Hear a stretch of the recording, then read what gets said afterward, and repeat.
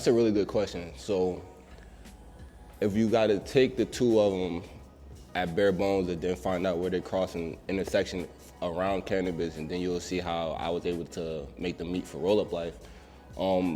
Within political science, I just loved reading different laws. And then one thing one of my professors used to always tell me, Professor Stephen Udick, that's a shout out for you, Professor Udick.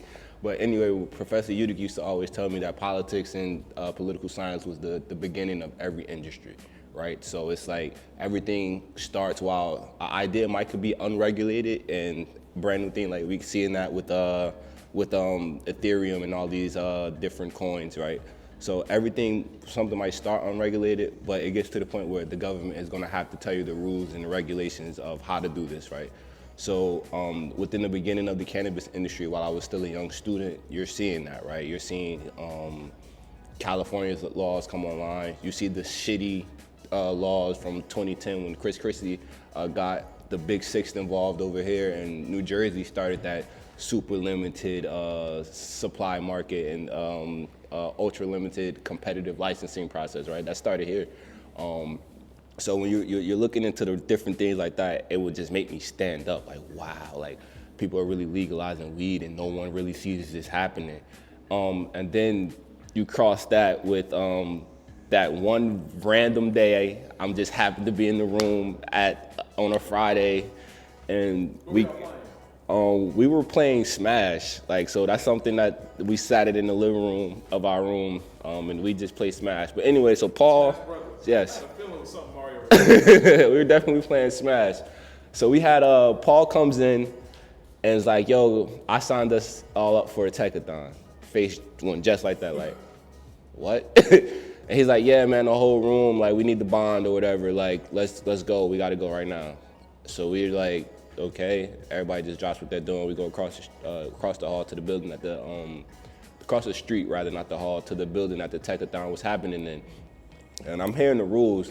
I don't know that I'm about to be in here for 48 hours, right? Like, it's a complete surprise. So I'm hearing all of this, and we all get mad at Paul. Like, bro, you didn't just sign us up for 2 days of this. But the process was like really, really cool.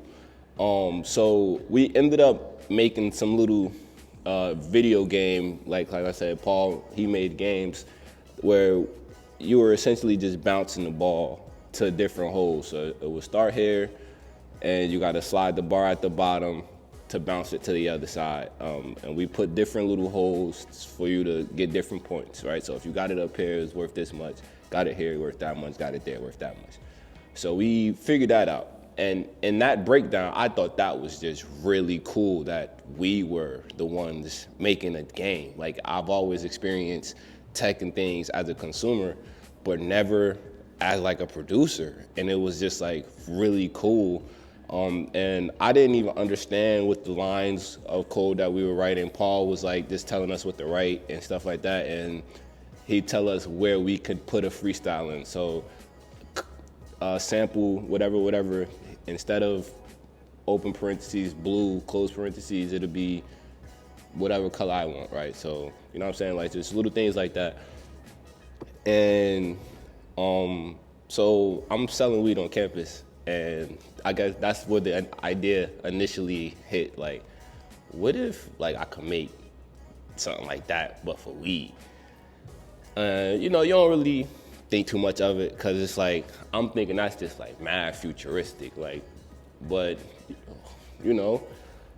So get back on the politics side, and you start seeing that the Jake Honig Act actually went through at this time now. I'm about to graduate school, so now you're seeing Jersey is transitioning towards cannabis.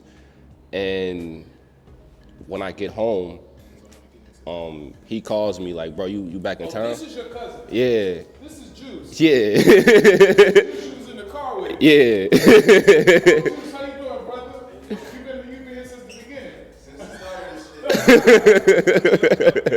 All right, So he calls me like, yo, you home from school yet? I'm like, yeah, I just got back. He like, you want to smoke? Like, yeah, cool. He pulls up on me in the Blue Devil, we call his car at the time. And he rolled 2 blunts. Like, I didn't even have to roll up. And my trap phone sitting on my lap. Like, I just got back, I turned it on, let everybody know I was home, and then him as my witness. The phone is getting on my last nerve. I throw it at the windshield, boom, fling it. He like, yo, cuz, what's your problem, bro? I'm like, bro, I need something to do this for me. And he like, what you mean? I'm like, bro, I need an app or something. Like, somebody need to be doing this for me. I don't feel like doing this. Like, it gotta be a simpler way to do this, bro. Like, it has to be. And he's like, cuz, what are you talking about? Like, bro, like, no, there's no simple way to sell your weed, bro. Go, we about to smoke this blunt, and then we gonna go do this. And I'm like, nah, fuck that. I'm out. Like, right now, I'm out. I gotta make this app right now. And he looking at me like, mind you, I didn't even smoke with him. I did not smoke with him. He just got here. I technically wasted his time. Like, seriously. So I don't talk to nobody for like a month. I come back, everybody, yo, what's going on? I'm like, what you been doing? And I got like the worst pitch deck I've ever seen in my life. It's like brown, doesn't have none of our colors on it. But I'm like, yo, this is it. Like, we need to make the app for cannabis. And like, I immediately go from that car conversation to starting the company, founding it up, writing this first set of terrible bylaws, you know, just putting it on paper. And I called everybody. Called my boy Bodge, I called Precious. He was right there with me. And everybody told me I was nuts. Like, you're crazy. Bro, go to law school. Like, you didn't just spend your last 4 years of your life to do this just to come home and sell weed again. Like, no, why'd you go get a degree? And I'm like, nah, man, this is the future. Y'all don't understand, like, you know what I'm saying? So that's kind of like how politics and tech coincided. Like, I had that aha moment when I got mad at my trap phone. Like, I'm just like, yo, it needs to be a system so I don't have to hear this ringing anymore. Yeah.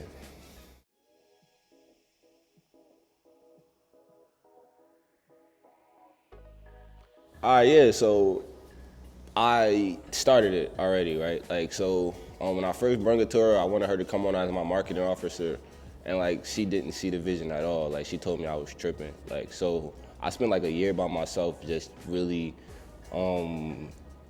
figuring out what the cannabis industry was, what roles I wanted to play within the cannabis industry, and how I wanted Roll Up Life to fit and grow with the New Jersey cannabis industry, because I know I'm so premature. I'm coming from the West Coast, so I understand, but I'm so premature, and it's almost like I'm talking a foreign language over here on the East Coast. So when I brought the idea to her originally, she declined, and again, that same fire that I started the company with, I took off with it. And a year later, I got a lot of traction within that year, and I joined so many different organizations, so many different educational things, and so many different conversations about the idea that people were just putting me in the right rooms. And at this point, I needed the message to convey, and no one tells a story like Precious does. Like, that's just something, I know Precious since I was 6 years old. Like, that's been my best friend since I was a little kid, right? So when I went back to her, now you're a Columbia grad now. Like, you working at the mayor's office. Like, you're telling the mayor's stories, you know what I'm saying? No one can tell a story like Precious does. And I get her again, go in her office, show her my brand new pitch deck, all of the stuff that I've been doing, some of the people that we're working with, my lawyers, my this, my that. And she just wanted me out her office. So she says, yes, I'll help you do marketing, leave me alone, right? So I send her over the things, and she starts to dissect them. And she goes, no, this is actually really good. Like, she started calling me a genius. Like, she calls me the evil Mark Zuckerberg all the time. Like, I don't know why she does that, but whatever. And she started to see, like, nah, this is actually making a lot of sense. And then the way people around New Jersey spoke about me to her, like, oh, you're working with Roll Up Life, Tiyann's a great young man, like, that's you know what I mean? And it kind of like fortified her faith and trust in what we're doing, because like I said, Precious comes from a really, really strict family. Like, you go to school, you get straight A's, you go to college, you go make something. So I can only imagine what it was like to tell her family that she wants to work at a startup. but also a startup centered around cannabis was probably crazy. But anyway, so she comes on as my marketing director early on, and I just love the way we work together, like always. Like, again, like I said, she's already my best friend, but this is different. This is my baby, my brainchild. And I just love the way she worked. And then I love the way she also became Roll Up Life, like how I became Roll Up Life. It became her. Like she wanted to see it succeed so much. Like, I don't want to say she gave up her dreams for mine and to help me propel hers. It's like, no, this became her dream too. And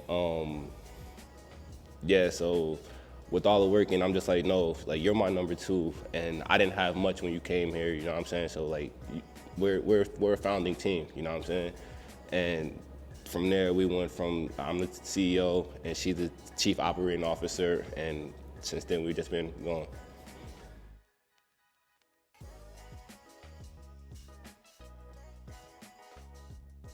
Yeah, so what I see for delivery is I want to create that same mannerism that people already have for ordering food, ordering clothing, ordering whatever. Like, people are just so used to everything being on demand and right in their face these days that we want to make sure we're able to bring that to the cannabis industry here in Jersey with the Roll Up Life app, right? So I want to make sure that, like, how everything, the palm of your hand is where you need to go. Like, you shouldn't have to go outside. You shouldn't have to go too far to look. So I'm trying to envision a cannabis industry where Roll Up Life, if we aren't doing your deliveries for you, right, you're using our technologies to do it yourself, right? Like, I want to make sure that whatever you need for your cannabis business, like we used to say this in the beginning of our business, we haven't said it in a while, but anything for your cannabis, right? So especially on the tech side, we want to make sure that you need a POS system, we got it. You need dispensary and inventory management, we got it. We're trying to, we're developing our own driver app. We're developing our own dispensary management app, like on the back end. We're developing open APIs right now, right? So I want to create that mannerism, like I said, that brings people what they're already used to, and bringing cannabis to the palm of their hand, and from the palm of their hand to their doorstep.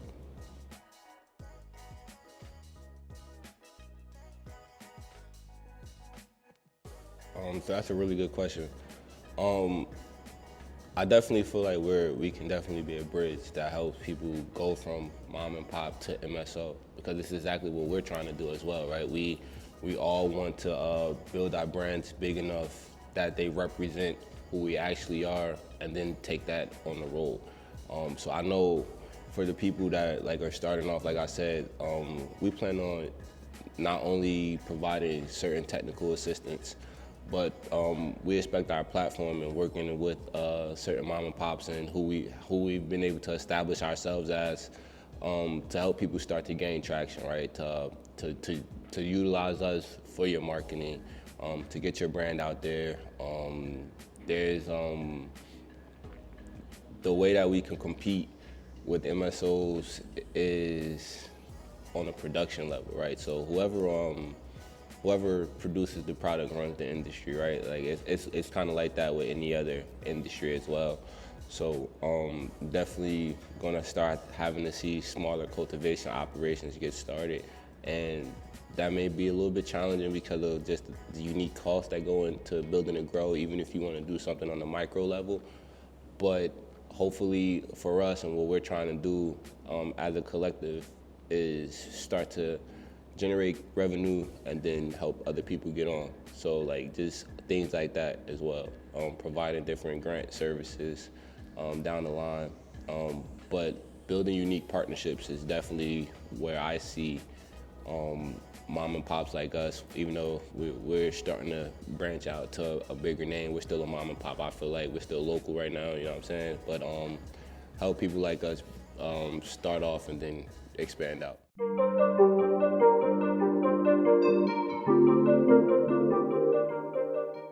I realistically think that's just people's idea of cannabis sometimes, right? So if you really think about certain industries, like you tell somebody you work in the cannabis, they automatically think, all right, you got a dispensary.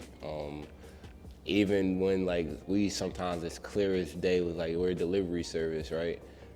And everybody's like, when's the store opening? It's kind of what led to like, when is the store opening? Like, you know, so those are some of the things that we took internally. And again, like I said, I don't want to think it has anything to do with the way we market it, because on a national level, everyone knows us as a delivery company. But like you just said, locally, because we've done so much within our community, I think our community just expects that out of us, and we want to deliver. The application process is already happening right now. We have the property under our control in East Orange, New Jersey.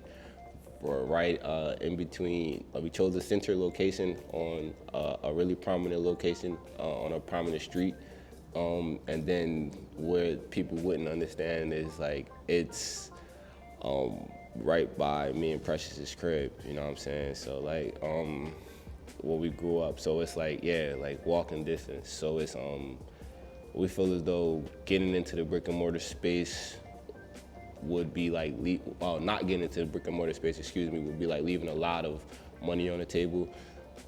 Especially when you also get into the way the rules and the regulations were written out for delivery services, and you're not able to withhold your own inventory. So that right there, it's like we know we'd be generating a lot of cash for other businesses, but us ourselves, we'd be playing with the margins of just being a delivery service, not all of the sales and transactions throughout our app. So it just made a lot of sense fiscally and culturally to just brick and mortar it up.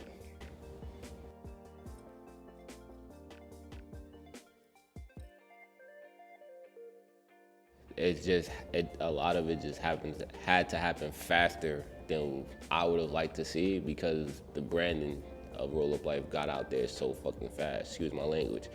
But like it started to take off, and once people started to really believe in me and Precious and what we're doing and our story, things were just like out there, and certain things that I wrote. Like I wrote this notebook, and Precious could tell you, like I handwrote Roll Up Life to the end already. Certain things that were supposed to happen in like year 7, we did year 1. So it's just like, I don't think it was ever pivoting. It's just like a lot of things just were happening a lot faster than we anticipated. For one, redoing the bylaws to get retail started a lot faster than we expected, for one, like I'll say that. Having to include the POS system within our app because of retail, it was something like we thought like we would just add on down the line, but we had to push a lot of things to the front. And realistically, getting a bigger property than I expected to get early on, right? Like we were just expecting to do delivery, and we know we couldn't have inventory. So that's just like a little office, you know what I'm saying? I mean, a couple $1,000s a month for rent versus what you're actually doing on the profit side, versus obtaining a property, parking lot, going through building permits, zoning, ugh. But yeah, like I said, it moving a little faster than we wanted, and it's put some things to the front.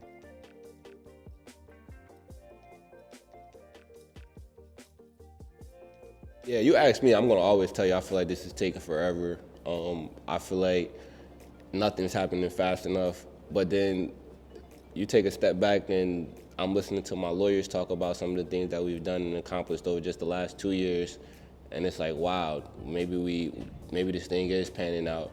And sometimes I think it's like, because I'm the founder and I know like a lot of the work that I'm putting into this, sometimes I feel like I'm just so looking forward to that day where I could walk in the place and look at my employees, look at my team, and like be there. And I'm just so there mentally that everything feels like it's taking forever till I can get that peace of mind, that actual vision that I've been seeing, and that dream that I've been seeing for so long. But pragmatically, I think this thing is like moving very fast. Like I really just think about it like from when I was just sitting in the car with him to right now in this moment, we're sitting here talking about something that just happened like spur of the moment. And that was what, 5 years ago. And in that 5 years, we have an app. We have, we're in process of opening a retail dispensary. We have a retail location, you know what I'm saying? We're potentially gonna be into New York City, so there's some things. Last 5 years. Yeah. It's a big deal. Yeah. That's not no light. You really gotta take a moment to just sit back and look at that every now and then. It's so hard starting a business, and always you have to keep your head down. You have to keep focused. You can't get lost in the sauce. And you can really stop and just if you don't take that moment, you feel like you're not making any progress. So it's really important to do that. Right.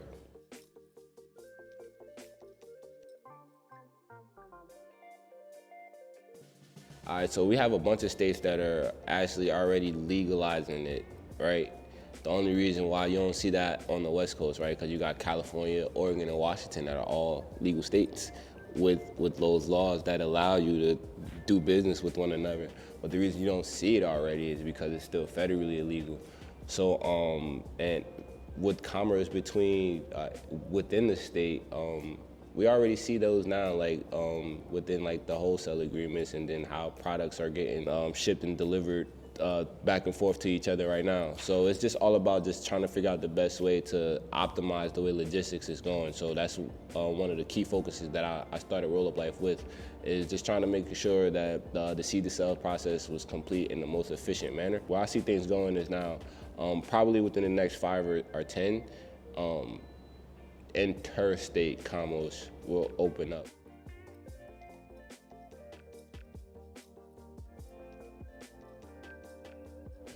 All right, so I guess that kind of changed my answer a little bit, because my favorite thing so far has nothing to do with cannabis, even though it's Roll Up Life related.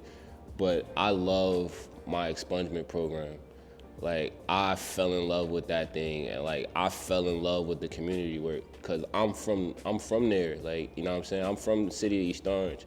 My peers are in and out of jail, you know what I'm saying? I've been arrested, you know what I'm saying? I know what it's like to be overly policed, And I also, during my expungement program, my older brother was in jail, you know what I'm saying? So it's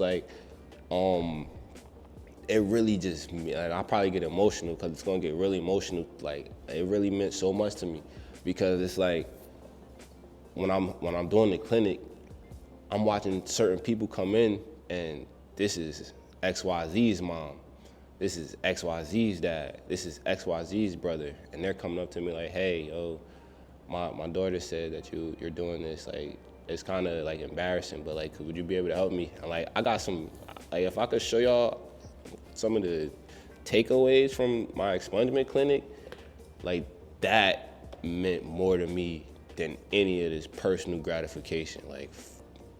I'm a behind the scenes type of person. I'm getting more used to doing interviews and stuff like this, but I'm all about what my impact and my legacy is gonna be. And that right there just means so much to me. And with that clinic, Governor Jim McGreevey reached out to me after that. He's somebody that brought me on one of his panels 3 weeks later, you know what I'm saying? And now I can call Jim McGreevey up a lot, you know what I'm saying? I'm on the New Jersey board of the Department of Corrections now because of that program, right? It just really impacted people I know, and in ways that I didn't expect. So, not even on the cannabis side, that's I feel like that's the biggest thing we did here at Roll Up Life, I swear. So that's again, like I told you guys, I wanted to go to school and be a lawyer. Yeah. It kind of that's what I wanted to do, be a defense attorney. So it felt good to just work with people who certain people felt that they might have been wrote off and stuff like that. Because people wrote me off, especially after Boise State didn't go how Boise State was expected. I thought I was going to the NFL. Everybody around me thought I was going to the NFL. And then within that same year, two of some of the closest people in my life went to the NFL, you know what I'm saying? So it's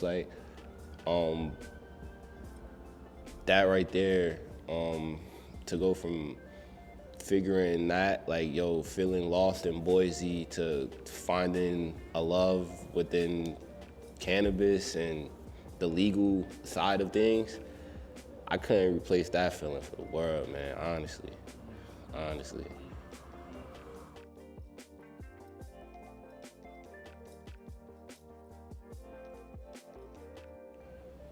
So I was like 6. Since I was like 6 for sure. Do you consider yourself a former athlete? Yes.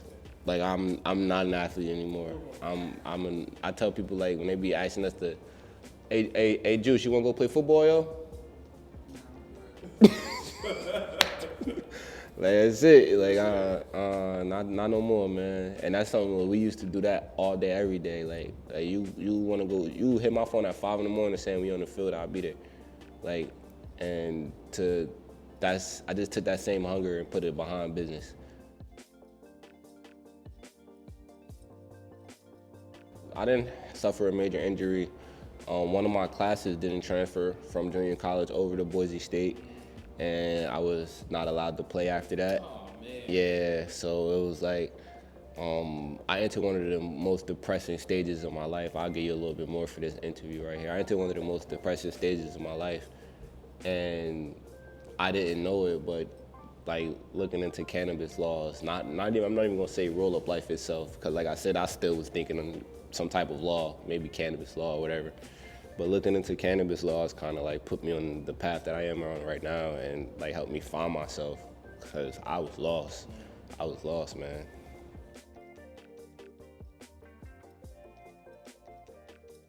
Yeah, so, I mean, my mama probably not gonna like this, but I've been smoking since I was like 14. Like, I'm saying, now you don't want your mama to see. nah, yo, she gonna see it. Like, my mama probably not gonna like this, but I've been smoking since I was like 14.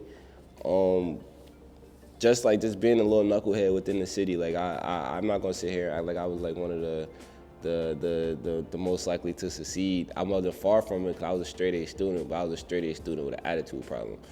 And it, like, me and Precious graduated in like the top 20 of our class together.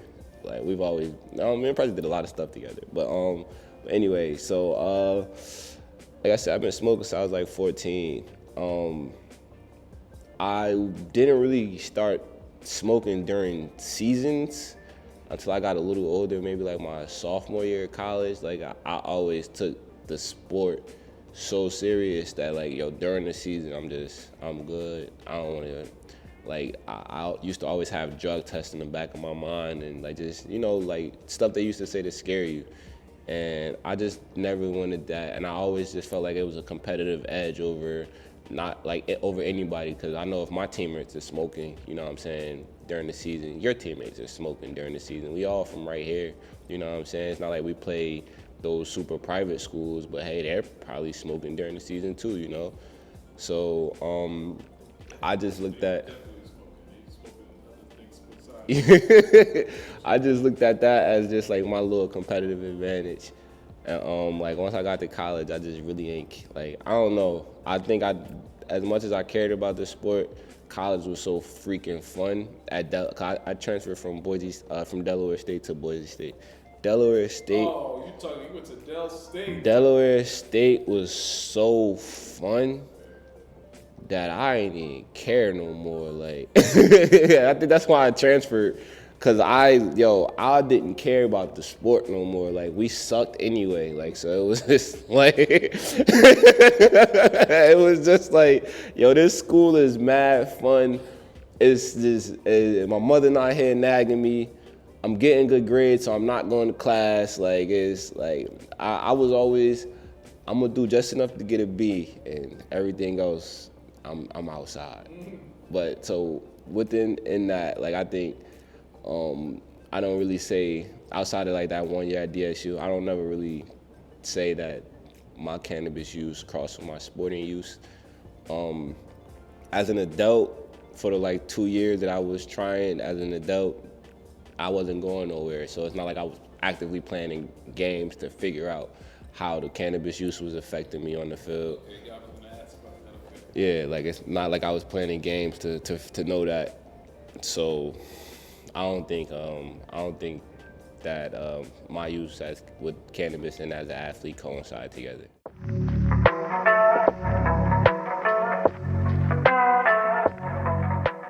You ever use a CBD balm, like muscle relaxer? Yo, CBD muscle relaxer and stuff like that, crazy. So I definitely think it'll get involved into that. And then they be making the bath bombs and stuff like that too. Like, it really can coincide with what's going on. See, this probably sound a little conspiracy, but like, how much does the opioid crisis affect what's going on with these professional leagues? Are they getting backed by these? Like, what are these sponsorship dollars going? And you know what I'm saying? Because look at how many athletes are getting pumped with opioids, going crazy, and then they start smoking weed, and they just be like, man, I wish I was just smoking weed, man. You know what I'm saying? So it's like, I wonder if the money is too heavily backed to even start to allow certain things like that.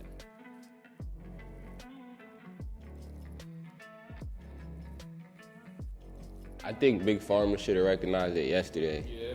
Cause it's like the black market is here. I really like, if we could really scale the dollar amount that the black market of weed generates, I promise you it's probably America's #1 industry. Like there's no way Rite Aid gives out more pills than like each drug dealer in America does. Like, there's just no way. There's no way. And then and that's my whole problem with that. I'm glad that we got the federal farm bill now, but like, hemp serves so many purposes, like outside of just personal use. Like, forget touching your body with it, right? Like, so forget an edible, forget a bath bomb, a tincture, a lotion, whatever. Forget all of that.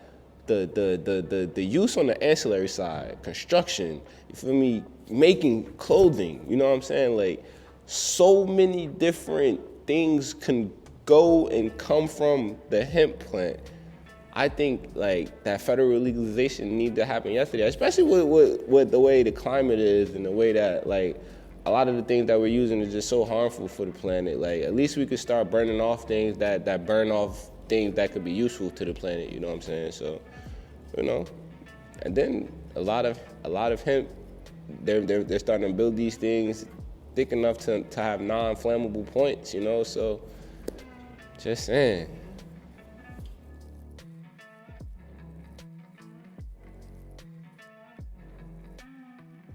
I'll be comfortable with that. Be comfortable with knowing that you tired. Like, you just like, and I love cannabis. Like, we're not about to sit here and talk that like cannabis is not like great and does the benefits for it, right?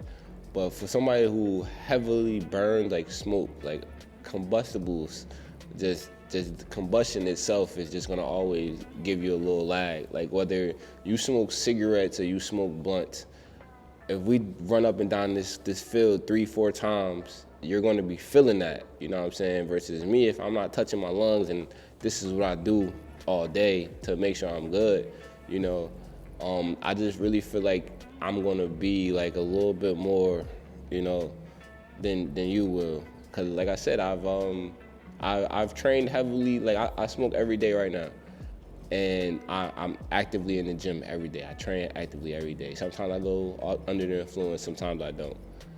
And like, for someone to say like they feel like they could go and like play a whole game and be their perfect self like this, I'm using weed to relax, not play sports, bro. Yeah, like I'm here to relax. Like, I don't even think I could play. Like, I suck at basketball under the influence, like just pickup games. So I can only competitive live, nah.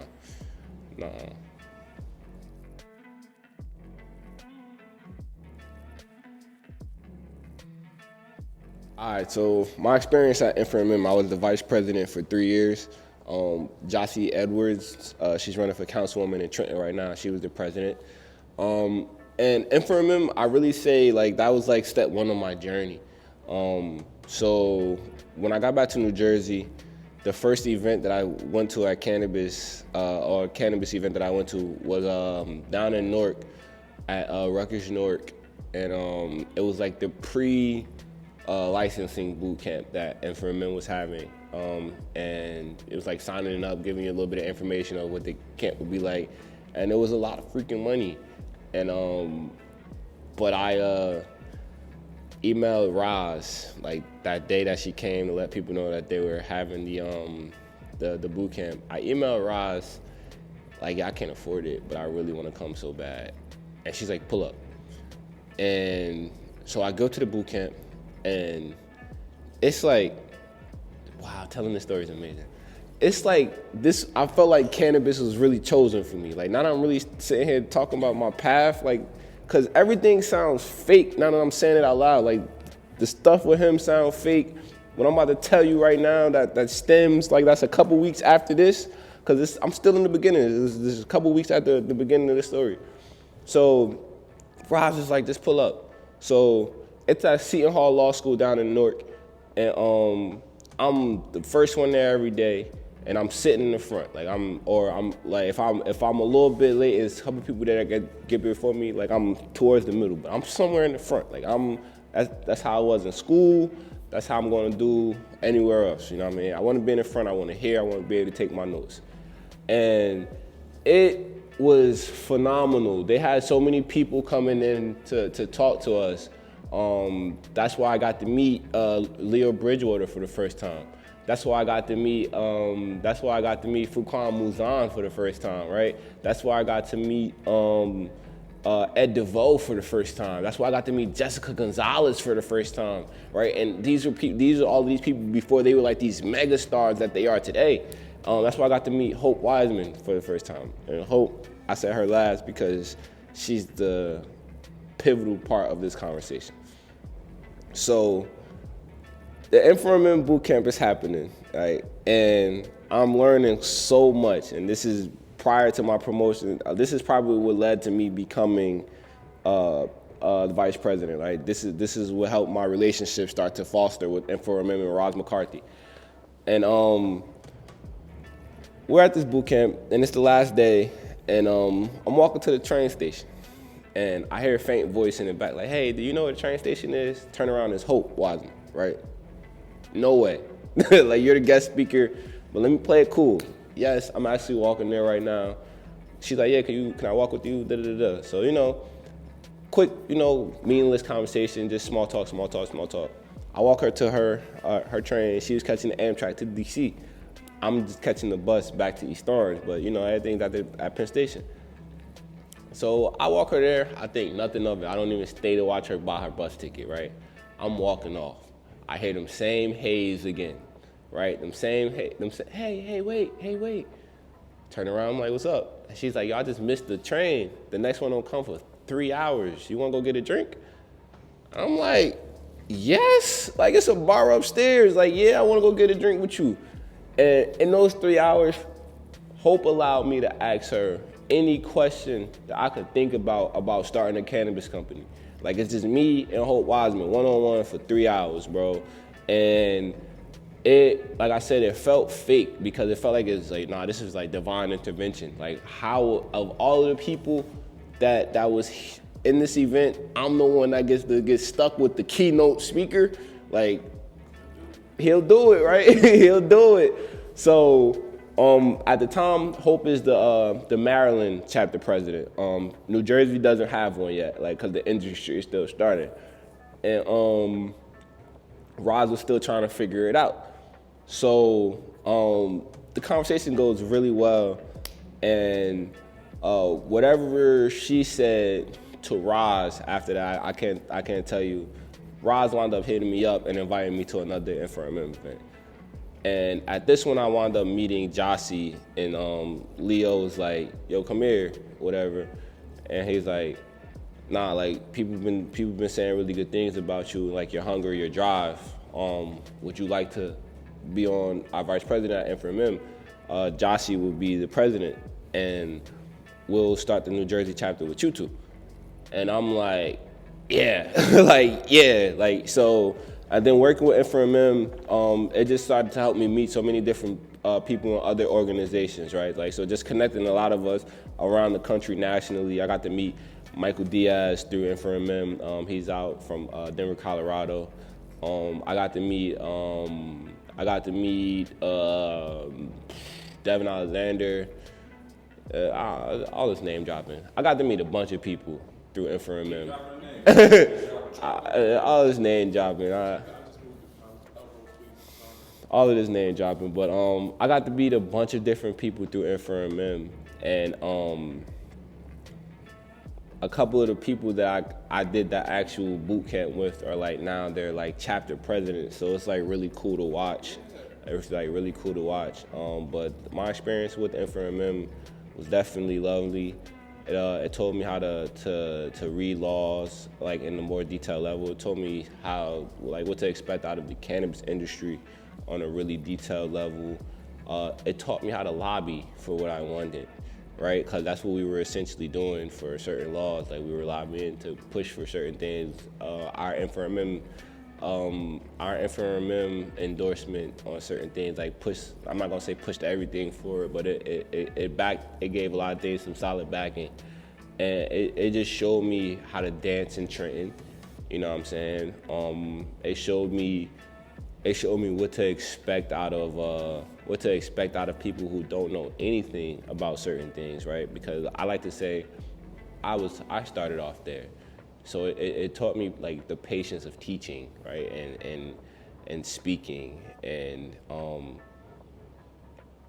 how to not only further my education but help others further theirs, and to just like push people in different directions and to be a little bit more selfless. Like, you know, like I'm always be grateful for that. So that's about my experience at FRMM. FRMM was definitely pivotal to Roll Up Life being here.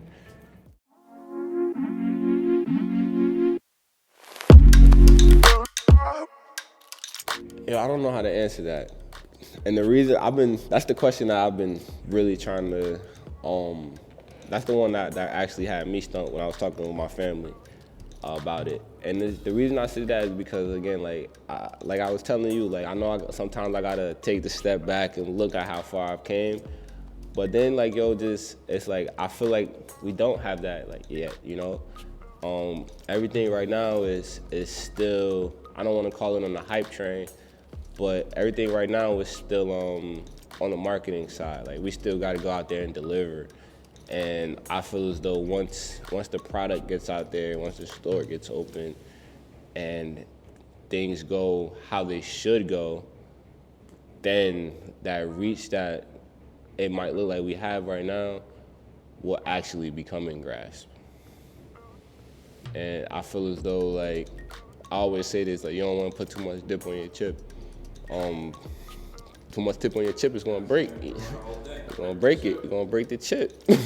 And I don't want to get too far ahead of us because we still got to go out there and do the work. And I tell my team this all the time: we don't get the chance to be little guys. You have to come out there from day one and be Roll Up Life. And if we're not what people think we are, that's gonna hurt us. You know what I'm saying? So let's definitely just take everything a day at a time. Forget what people are saying about us, and let's get out there and we got to go out there and play the games. You know, because we could be the Lakers. You know what I'm saying? We got the greatest player, one of the greatest players of all time, and that does mean what? You know what I'm saying? So I'm a Nets fan, bro. We lost by 50 last night.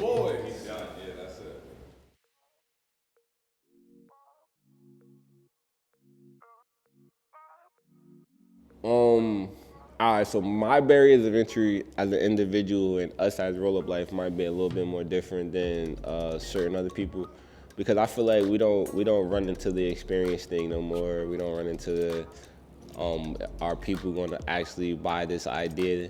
So now I feel like some of the hurdles that we've been running into now is just like the fact that like we get into a room with investors and they think that we're just young and not gonna know our run around.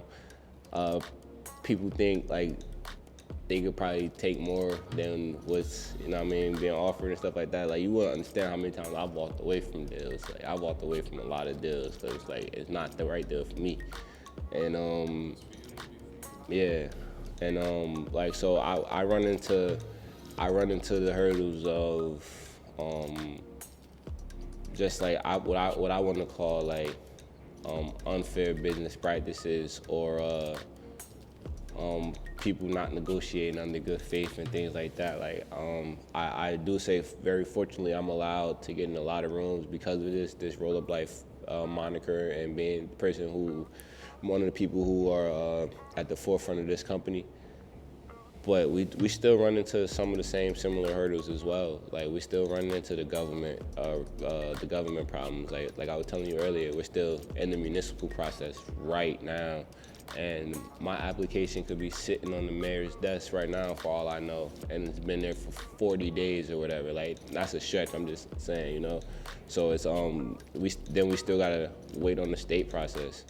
We still gotta go through, because we're a little bit younger and our business is young, we got higher insurance premiums, like, you know what I'm saying? So it's still, I don't think us being Roll Up Life saves us from everything. Like, it might get us in a few more doors than other people, but at the end of the day, me and Precious are still two 28-year-old young black kids, and we're talking about someone trying to give you millions of dollars, or someone trying to allow 2 kids to do a development here, or, you know. So it's if it's not on that level of like the money issues, then we're still dealing with the same problems that, like, people just like look at you as people who may or may not know what they're doing in the long run of things. So.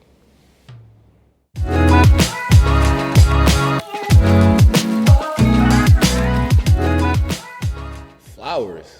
Why that? What? Why is that even a question? Why is that a question? I gotta know that one right there. Why is that a question? Flowers easily, every day of the week. What's second and what's third? I'm actually starting to get into tinctures more. The more professional I'm getting, so like the more my palate is starting to expand. But they're still third. But I'm trying them a lot more. I'm a little bit more open to them. You know what I'm saying? But it's flowers, edibles, tinctures. But tinctures are not bad. Okay.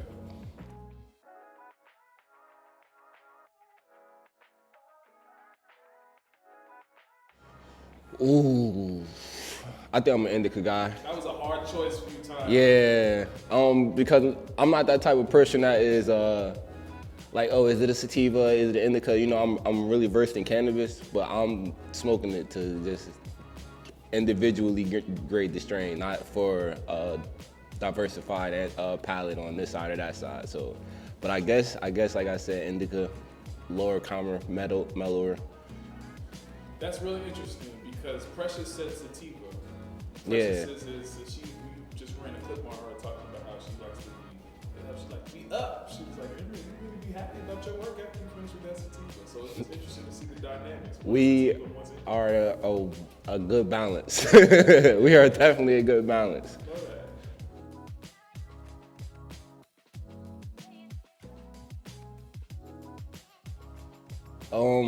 Chili Verde. All right, so it's a really unique strain that I've only had once when I was in Northern California. I can't even remember who gave it to me, but from the time I opened up the jar, looking at the nose, looking at the different flavors, looking at everything that was coming into it, the terpenes that were glistening off of it, the smell was ripe. Had a really lemonine type of vibe going on with it. And when I rolled it, how smooth that joint was rolled. Like, you know how sometimes like your back will get a little hole punctured into it from the stem or whatever. Like, just everything about that J was just like good. And then when I took that first hit, like, it was really new, and like I said, it was the first time I've ever had it, and I haven't had it since. And it was, while it wasn't like, yo, I'm like super down, like too high, it was like that perfect, like, yo, this is nice. Like, I can be this forever. Like, so Chili Verde for sure.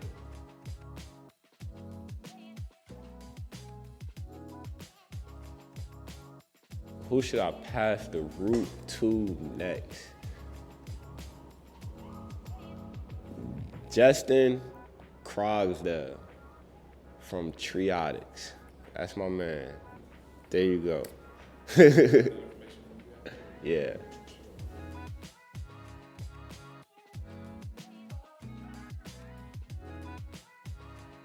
Half baked. Easy. Oh, no. Don't even say nothing to me.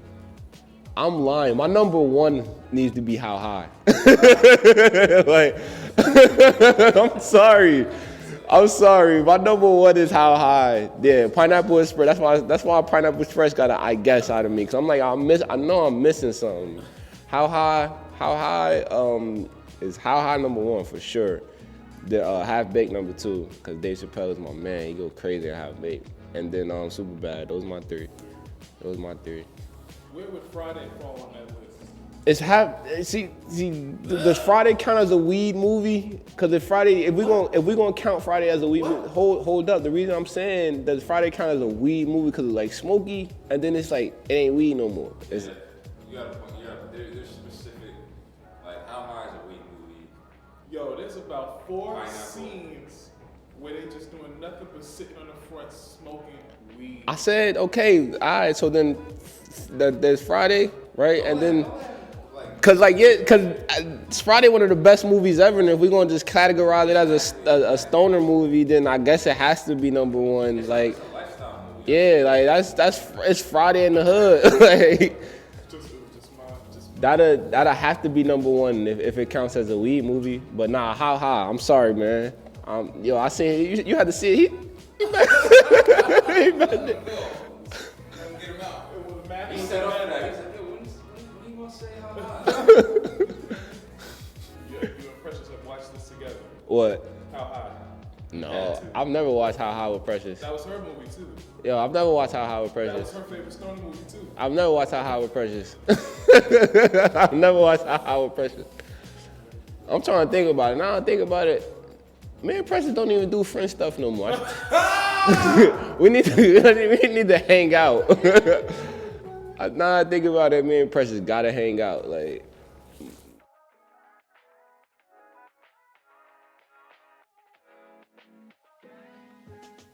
Gelato Pop, I believe. That's a team, right? That's a hybrid. Hope you have fun at Gelato Pop tonight, brother. I'm about to go have fun on Gelato Pop this afternoon, brother. Thank you very much. Appreciate it. I have fun.